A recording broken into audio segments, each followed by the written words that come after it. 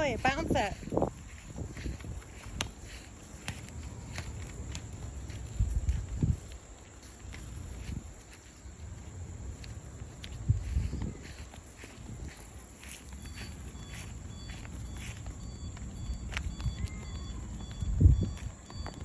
I would go home if I was you.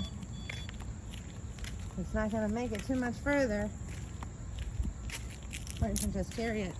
Give her a hug. Say bye. See you tomorrow.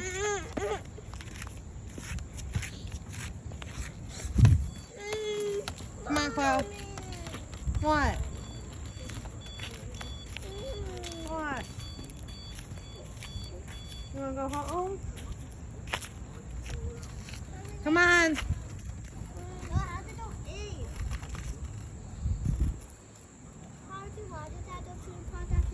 Huh?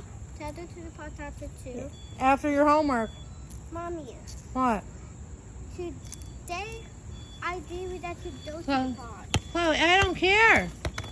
That means instead of having friends over, you come home, do your homework, then you go to the park. Mommy. What, baby? Be careful. That's glass. You stepped on my glass. Oh, watch it.